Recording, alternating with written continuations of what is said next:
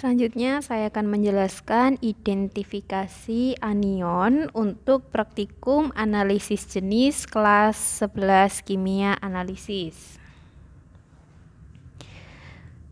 Cara identifikasi anion ini tidak terlalu sistematik seperti pada identifikasi kation. Kalau identifikasi kation kan kita pisahkan kation itu menjadi 5 golongan. Golongan 1 sampai 5. Kalau anion tidak sistematik itu.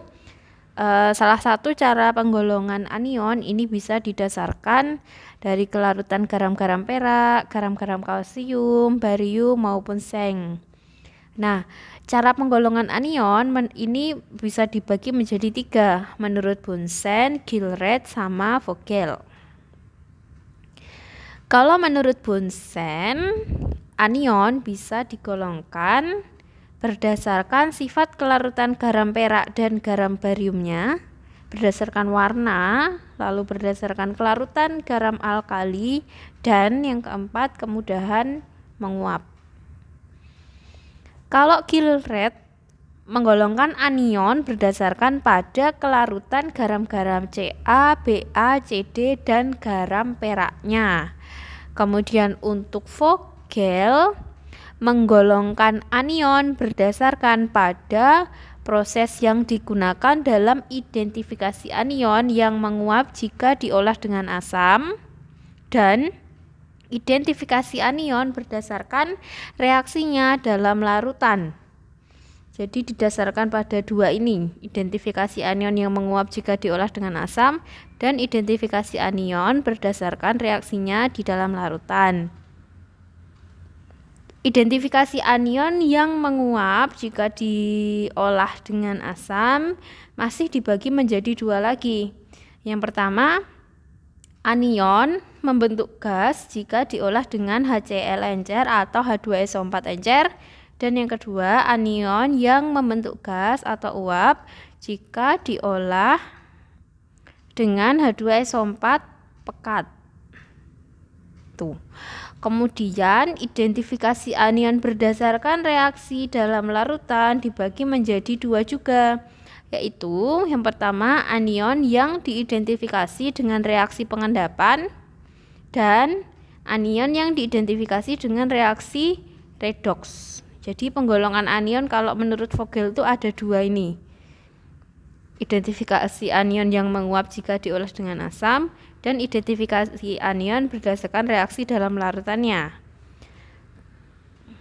Yang kita gunakan yang identifikasi anion berdasarkan cara Vogel. Nah, identifikasi anion sendiri ini meliputi analisis pendahuluan, analisis anion dari zat asal, dan analisis dengan menggunakan larutan ekstra soda.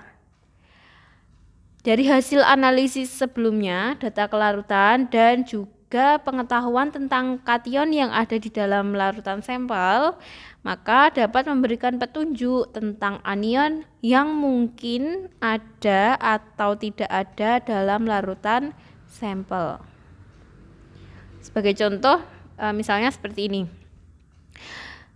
Larutan sampelnya kalian itu larut dalam air panas. Berarti kation yang mungkin ditemukan adalah Pp2+, karena Pp2+ kan larut di dalam air panas. Nah, maka anion yang mungkin ada dalam sampel itu adalah Cl. Karena kalau Pb2+ itu biasanya membentuk PbCl2 yang larut dalam air panas. Jadi mungkin anion yang ada di sini itu adalah Cl atau klorida atau Cl-. Nah, tidak mungkin mengandung nitrat karena PbNO3 ini larut dalam air dingin.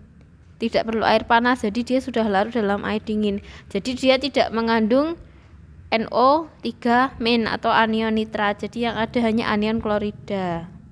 Seperti itu misalnya. Nah, jika dalam analisis kation ditemukan kation-kation logam berat, jadi golongan 1, 2, 3, 4 sama Mg2+ pada golongan skema H2S, maka pemeriksaan anion harus menggunakan larutan ekstra soda. Larutan ini atau larutan ekstra soda itu dibuat dengan cara memanaskan cuplikan sampel dalam larutan jenuh natrium karbonat. Jadi kita tambahkan natrium karbonat jenuh ke dalam cuplikan sampel, lalu dipanaskan selama kurang lebih 10 menit. Kemudian disaring. Filtratnya yang hasil saringannya itu ini kita sebut larutan ekstra soda atau kita singkat ES ya. Nah, ES dalam suasana basah, maka larutan ES-nya ini tidak dipergunakan tanpa pengaturan suasana yang tepat. Jadi harus diatur dulu. Karena kan sebelumnya ditambah dengan natrium karbonat jenuh. Natrium karbonat ini merupakan garam basah. Jadi sifat larutan ekstra sodanya itu dalam suasana basah. Nah, biasanya sebelum digunakan larutan ekstra sodanya ini itu ditambah dulu dengan asam untuk mengatur suasana atau pH dari larutan ES-nya supaya ada di pH yang tepat. Nah, ini contohnya. Analisis terhadap anion-anion reduksi dari larutan ekstra soda. Biasanya larutan ekstra sodanya itu kita tambah dengan asam sulfat pekat dengan kepekatan 4N dan ditambah dengan KMNO4. Pengamatannya itu bisa antara nomor 1 atau 2. Nomor 1, kalau warna KMNO4-nya itu hilang, maka di dalam larutan ekstra sodanya ini mengandung ion pereduksi. Karena dia mampu mereduksi MnO4- menjadi Mn2+. Kemudian warna kalium permanganatnya kalau tidak hilang, berarti kan KMnO4 yang ditambahkan dia wujudnya tetap KMnO4. Berarti di situ tidak ada ion pereduksi karena KMnO4-nya tidak tereduksi. Jadi tidak ada perubahan warna. Kalium permanganat itu warnanya ungu. Berarti nomor 1. Kalau warna ungunya itu hilang, berarti di situ ada anion pereduksi. Kalau warna ungu dari permanganatnya itu tidak hilang, maka di situ tidak ada anion pereduksi. Karena KMnO4 itu warnanya ungu, kalau tereduksi menjadi Mn2+, dia warnanya menjadi hilang atau tidak berwarna. Karena Mn2+ itu tidak berwarna. Seperti itu.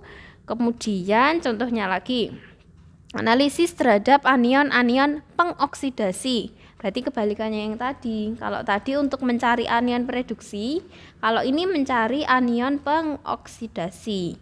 Caranya larutan ekstra soda ini ditambah dengan asam sulfat pekat dengan kepekatan 4N, kemudian dituang dengan hati-hati ke dalam larutan difenilamin yang dilarutkan dalam H2SO4 pekat. Pengamatannya antara dua ini, yang bawah ini. Jadi kalau muncul warna biru tua, berarti di situ ada anion pengoksidasi. Kalau warna yang muncul selain biru tua, berarti di situ tidak ada anion pengoksidasi. Fungsi dari larutan ekstra soda sendiri ini digunakan untuk mengendapkan kation logam berat. Tadi kan kalau kita kembali ke slide yang sebelumnya, bila dalam analisis kation ditemukan kation-kation logam berat, maka pemeriksaan anion menggunakan larutan ekstra soda. Penambahan natrium karbonat di sini yang dipanaskan selama kurang lebih 10 menit itu digunakan untuk mengendapkan kation-kation golongan 1, 2, 3, 4 dan Mg2+ atau mengendapkan kation-kation logam berat. Jadi fungsi dari larutan ekstra soda itu untuk mengendapkan kation logam berat dan juga mempertinggi kelarutan anion-anion yang ada di dalam cuplikan sampel. Pada pemanasan dengan penambahan natrium karbonat, ion-ion logam akan diendapkan dalam bentuk oksida, hidroksida, karbonat, dan karbonat basa. Berarti fungsi penambahan natrium karbonat jenuh itu untuk mengendapkan logam-logam berat. Nah, jika natrium karbonat yang ditambahkan banyak, maka kromat yang dapat larut akan semakin banyak. Sekian penjelasan untuk analisis anion.